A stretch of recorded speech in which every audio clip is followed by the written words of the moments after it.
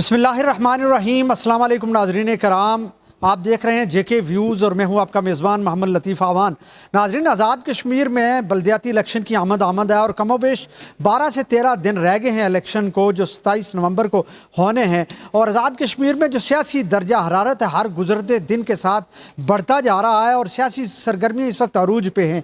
आज मैं मौजूद हूँ हल्का नंबर 2 की यूनियन कौंसल रक्कड़ में अल हबीब प्लाजे में, जहाँ पर आज पाकिस्तान तहरीक इंसाफ यूनियन कौंसल रक्कड़ का एक मशावरती इजलास था जो इंतखाबी दफ्तर के इफ्तिताह के हवाले से था। और इसी हवाले में आज सरदार अर्ज़श खान साहब जो साबिक़ उम्मीदवार असम्बली हैं और पाकिस्तान तहरीक इंसाफ के यहाँ से मेंबर भी हैं, मौजूद हैं। मैं उनसे भी बात करूँगा और सरदार रशीद खान साहब और कारकुनान यहाँ मौजूद हैं।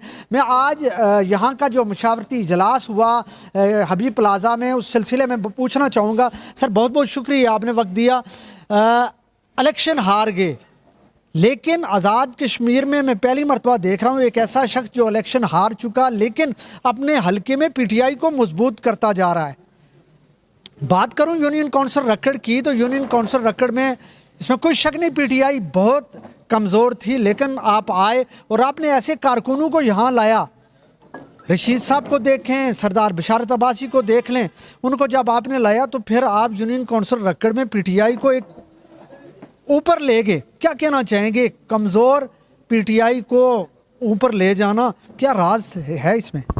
देखिए जी, सबसे पहले तो मैं आपका मशकूर व ममनून हूँ कि आप आज ऐसे मौसम में आप ख़ुद तशरीफ़ लाए और साथ ही आए यहाँ पे। मैं समझता हूँ कि हमारा कोई कमाल नहीं है, हमारे ऊपर अल्लाह का ख़ुसूसी करम है। और फिर पाकिस्तान तहरीक इंसाफ की जो हुकूमत है उसमें बीइंग ए स्टेक होल्डर वज़ीर आज़म आज़ाद कश्मीर जो हैं उन तक रसाई ने इन तमाम मामलात को मुमकिन बनाया। और अल्हम्दुलिल्लाह मेरी कमिटमेंट देखकर मेरे साथी जो माजी में भी किसी फसादत से मुझ पे एतमाद रखते थे, उन्होंने मेरी प्रीवियस जो आप कह सकते हैं कि बीइंग ए कारकुन मुझ पे एतमाद करते हैं, तो वो देखकर उन्होंने मेरे हाथ में हाथ दिया। और इंशाअल्लाह ताला ये शुरुआत हैं, आप देखेंगे कि आपको इससे भी बेहतर नताज मैसर है। पिछले इलेक्शन में पीटीआई ने यूनियन कौंसल रक्कड़ से वो परफॉर्म नहीं किया था। ये यूनियन कौंसल मुस्लिम लीग नून का गढ़ समझा जाती थी और वो सरदार रशीद खान साहब के तवस्सुत से वो आपके साथ आ चुके हैं। अब क्या समझते हैं, वो 16-17 पोलिंग स्टेशन और फिर सरदार रशीद खान साहब नून लीग में थे, अब पीटीआई में हैं, तो अब उस गिराफ को आप कहाँ ले जाएंगे और 27 तारीख को जो यूनियन कौंसिल का रिज़ल्ट होगा वो कैसा होगा? इंशाल्लाह बेहतरीन रिजल्ट में असर आएगा जी आपको। और सबसे बढ़कर मैं ये कहना चाहूँगा कि सरदार रशीद साहब की सूरत में वो आप इस जमात को भी मजबूत देखेंगे। और सरदार रशीद साहब की एक खसूसियत है कि ये किसी हुकूमत पे इन्हिसार नहीं करते। इनके अंदर जो जज्बा, जो इंसानियत और की खिदमत का जज्बा अल्लाह ताला ने कूट कूट कर भरा हुआ है, उसकी वसादत से ये लोगों के दिलों में करते हैं।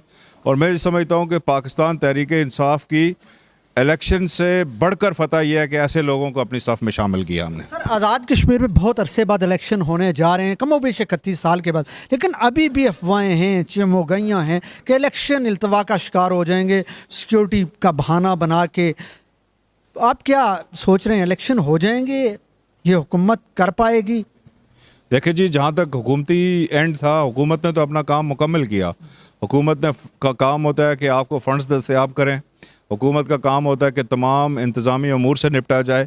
ऐसा तरीके से वज़ीर आज़म आज़ाद कश्मीर की सरबराही में पाकिस्तान तहरीक इंसाफ की हुकूमत ने अपना वो काम मुकम्मल किया।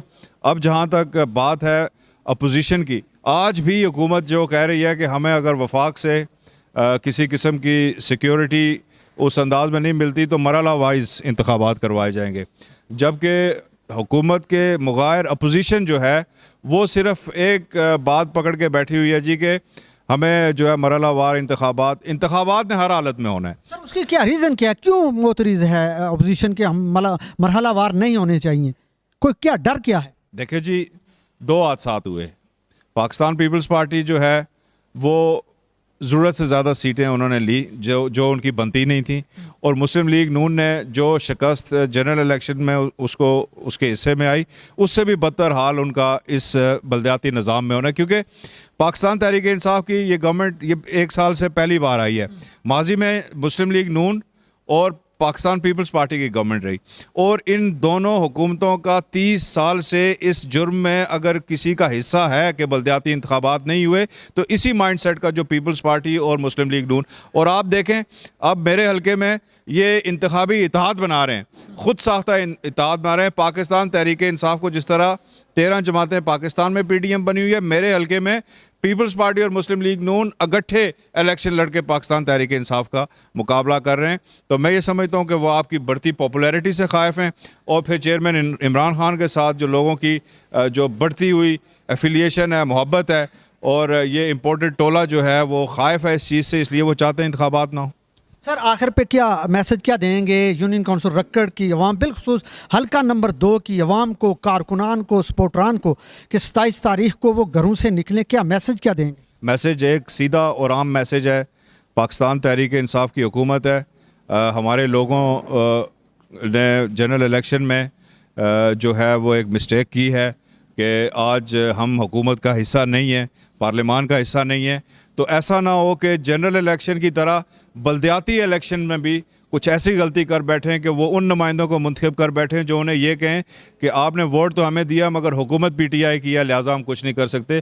तो इस बार पाकिस्तान तहरीक इंसाफ के जो नुमाइंदे हैं यूनियन काउंसिल्स में, वार्ड्स में, उन्हें मुंतखब करें, और आपका जो इख्तियारात निचली सतह पे मुंतकिल हो रहे हैं उसमें भरपूर हिस्सा लें आप, और अपने लोगों को मुंतखब करके जो जनरल इलेक्शन का नुकसान हुआ है उसकी तलाफ़ी करें। इंशाअल्लाह ताला आपके अपने नुमाइंदे आपकी खिदमत करेंगे, और अब जो है वो एक फ़र्द वाहिद जो है वो पूरे हलके का वारिस नहीं होगा।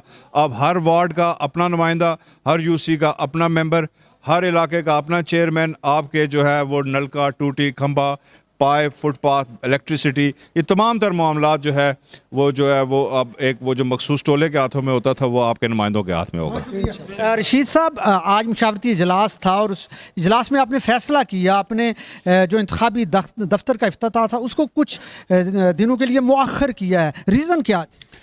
रीज़न एक मौसम की सख्ती, और दूसरा हमारे भाई जनाब रियाज साहब के भाई की डेथ की वजह थी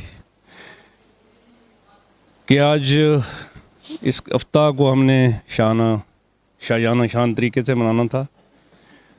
तो ऐसा मैसेज हम नहीं भेजना चाह रहे थे कि कोई बाहर ऐसी चाहे कि जो है ना एक घर में मौत हुई है, इधर हम जश्न मना रहे हैं, अच्छा नहीं समझ रहे थे।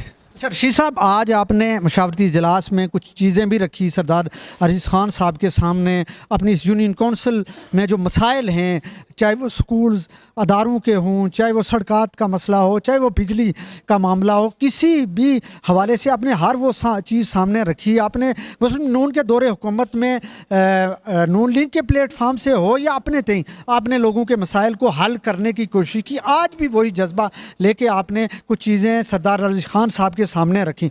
आप क्या समझते हैं कि इलेक्शन के बाद जब आप मुंतखब हो जाएंगे तो ये सारे के सारे मसाइल आप हल कर पाएंगे, या आपको इतना उम्मीद है कि हुकूमत आज़ाद कश्मीर बिलखुसूस सरदार तनवीर खान आपके ये सारे मसाइल बिलखुसूस यूनियन काउंसिल रक्कड़ में जो हैं वो हल कर पाएंगे? और कुल्ला के मुकाम पर जनाब फ़ारूक हैदर साहब आए थे, जो सपासनामा बना था उस सपासनामे में इनपुट हमारा भी था। ये वो चीज़ें जो एजेंडा मैंने आज आपके सामने रखा, ये उस सपासनामे का हिस्सा था। वहाँ से सिर्फ जो कुछ हमें अचीव करने में कामयाब हुए, एक हायर सेकेंडरी स्कूल हमने लिया। बाकी हमारे MLA साहब ने भी कोई स्ट्रगल नहीं की। जो लोग यहाँ से मुतर्रक थे उन्होंने किसी उस प्रोग्राम में रोड्स के वाले से, डिस्पेंसरी के वाले से, बिल्डिंग्स के वाले से किसी ने कोई स्ट्रगल नहीं की। लेकिन अर्ज़ साहब से मेरी जो बैठक हुई है नॉमिनेशन पेपर दाखिल करने से पहले, बाद में भी हमने इस पर गुफ्तशनीद किया कि हम PM साहब को यहाँ लाएंगे। इस पूरा प्रोग्राम जो मैंने आपको दिया है इसके ऊपर हम फुली इम्प्लीमेंट करवाएंगे सारा का सारा। सर आपकी सियासी जो उम्र PTI के अंदर है वो 12 से 15 दिन ठीक है। और मैं देख रहा हूं कि हर गुजरते दिन के साथ पीटीआई यूनियन काउंसिल में और बिलखुसूस हल्का नंबर 2 में मजबूत होती जा रही है, इसके पीछे रीज़न क्या है? बेसिकली इसमें अर्ज़ साहब की करिश्माती शख्सियत भी है, तो कुछ वली अल्लाह इनके साथ चल रहे हैं पहले से, शायद उनकी दुआएं भी हैं, तो कुछ मेरा अपना भी जो है ना लोगों के साथ जो है ना बर्ताव अच्छा है कि लोग हमें जहाँ भी जा रहे हैं बड़े पुरखलूस तरीके से पेश आ रहे हैं और बड़े आसान तरीके से जो बर्ताव है उनका बहुत अच्छा है। तो मैं उम्मीद करता हूँ कि 27 तारीख को बहुत अच्छे रिजल्ट भी आपको यहाँ से मिले। बशारत अब्बासी साहब, आप यूनियन काउंसिल रक्कड़ से आप उम्मीदवार थे डिस्ट्रिक्ट काउंसलर के, लेकिन आपको टिकट ना मिला, आप पीटीआई में आ गए। एक अच्छा फ़ैसला था आपका और यकीनन ये जमहूरियत है। क्या कहना चाहेंगे पीटीआई में आके आप मुतमईन हैं एक सियासी कारकुन होने के नाते? जी सर, मैं जैसे आपने कहा कि मैं उम्मीदवार था, स्ट्रांग उम्मीदवार था, पूरी फील्ड में मैंने मेहनत की, काम किया, लेकिन पाकिस्तान पीपल्स पार्टी ने जो जमहूरियत की दावेदार पार्टी है उसने रात के अंधेरों में एक गैर जमहूरी फ़ैसला मुसल्लत किया और विद इन नो टाइम हमने उस फैसले को मुस्तरद कर दिया। फिर हमारे साथ और फिर हमने जनाब और पार्टी ने मेरे साथ रब्ता किया, फिर अर्ज़ साहब ने, खुसूसन रशीद साहब ने, सरदार रशीद साहब ने, इन्होंने रब्ता करके इस ख्वाहिश का इज़हार किया कि मैं इस यूनियन कौंसिल में बशारत अब्बासी की आरसी रुत में ज़रूरत है, हम आपको साथ लेकर चलना चाहते हैं।